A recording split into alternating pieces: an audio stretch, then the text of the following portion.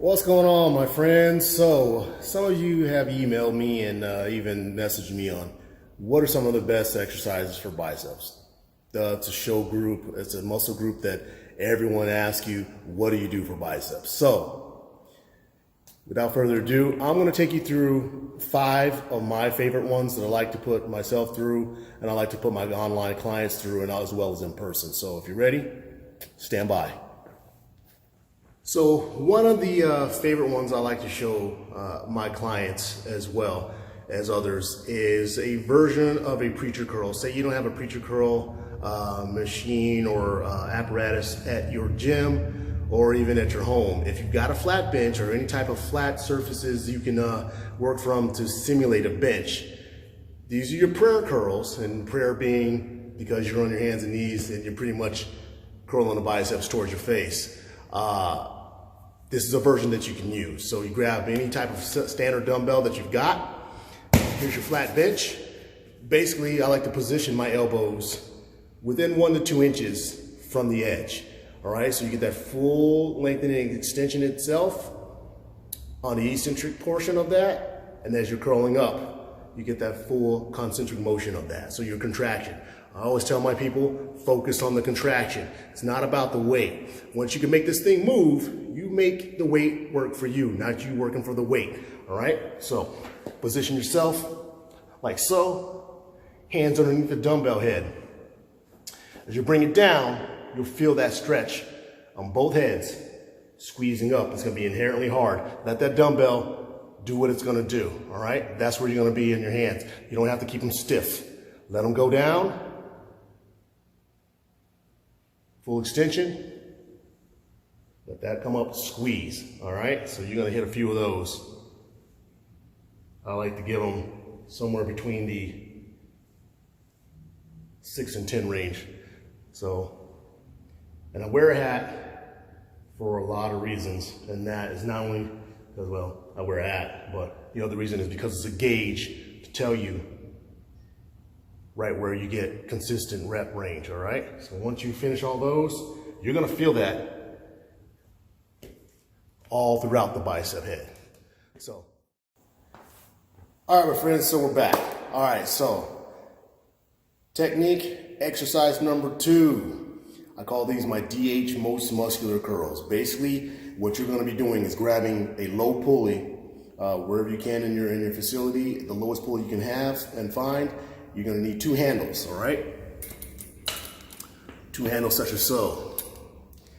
This allows you independent movement of motion through the curl itself. So basically, the performance of the motion is just like you're doing a most muscular curl on the stage or in the mirror or wherever your favorite posing spot may be.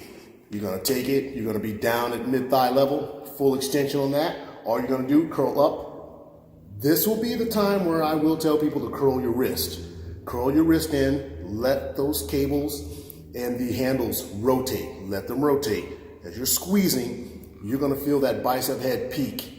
Super crazy, okay? So let it down, full extension, full up, curl wrist in, get it and squeeze it. Get it and squeeze it. You're gonna hit those.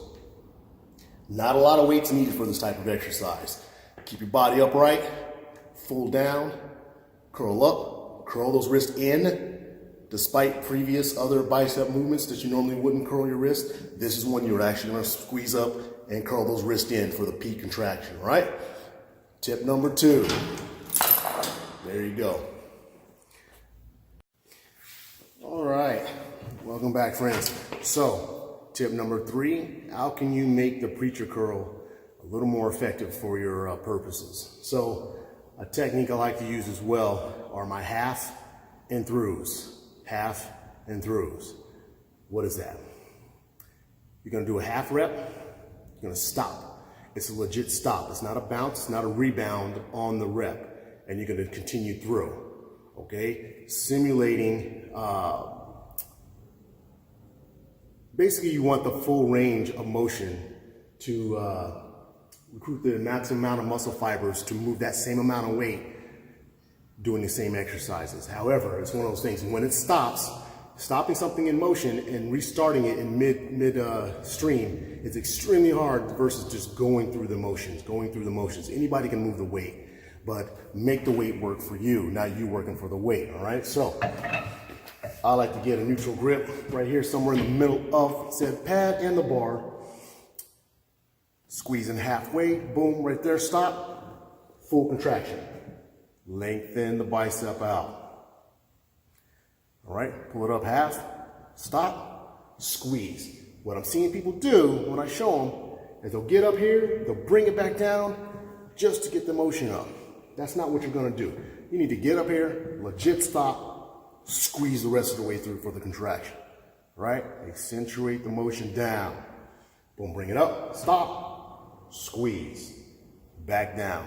That is the rep. So here, up, control it down. Here, up, control it down. Once you get to 10 of those, and the 10 counts as half through is 1 rep. All right, get through 10 of those, very end, throw in a 20 repper, just a regular speed, just get it through. Sloppy reps, go. Don't put an extreme pump right where you need it. That'll get you some of the gains, all right? So that's tip number 3.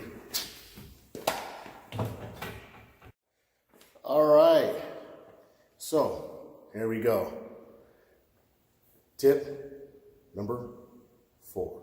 All right, these are my drag curl to full curl variations, all right? Drag, full release down, full up, squeeze, all right? So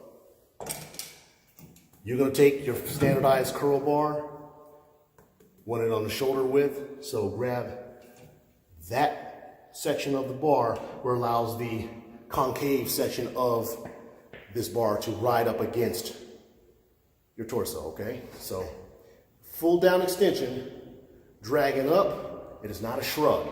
Drag it up, elbows back down, full out, squeeze. Boom, again, this is why I wear a hat. So I told you, so consistency of reps. Drag, full down extension, squeeze it up, back down. So it's a drag, down, 1. Drag, down, that's 2. All right, so you're gonna go so on and so forth with that again. Concentrate on the drag motion. Elbows go back. They don't go up, it's not a shrug. They go back, along the body. You get that super squeeze in the low section of the bicep. Lengthen it out, extension.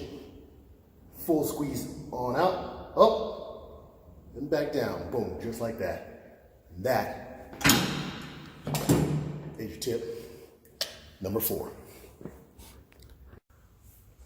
All right, welcome back. So, your 5th and final Dave Henry tip for big guns. This is one I've been just experimenting with over the last year or so with grips and why certain grips allow you to grip the weight a certain way and allow for greater muscular contraction or detract from the overall feel and connection of the muscle. So I have come up with just the thumbless dumbbell curl, if you will. So thumbless meaning your thumb is not going to be anywhere on that monkey grip there. You're going to be thumbless, forcing the extreme activation of the bicep, especially when you have it in the lengthened position. Okay, thumb on top of the dumbbell. As heavy as the dumbbells will get, you're not going to be able to do that. And it doesn't take a lot of weight either way to utilize this movement. Is what I mean. So, got quarters here. Thumb right here on top of the dumbbell. Okay, normally this is where you go. All right, thumb around, activating forearms, everything else. Taking that thumb away, and even on the incline bench, slide incline back about a little less than 90. As you curl that up, you're gonna find it's extremely hard to do the rep with anything much heavier. As you get stronger, of course, the weight will go up. but you're gonna get greater engagement of the bicep and the muscular contraction, again, without that thumb being involved and getting a forearm pump like any other exercise. So normally what I have my rep range and the rep cadence being 1, 2, that's 1, squeeze, squeeze, that's 1 on that. All right, so it's 2 each, 1, 2, bring it down, squeeze, squeeze, bring it down. Those are some of the variations. So that is your 5 tips for bigger biceps, all right? Weight is not everything. Technique, feeling the muscle work, make the weight work for you, not you working for the weight, all right? Some of the concepts I teach my clients from day one. You can have all the big guys in the gym cranking out weight, looking crazy. Ask them how that stuff is feeling for them, you know?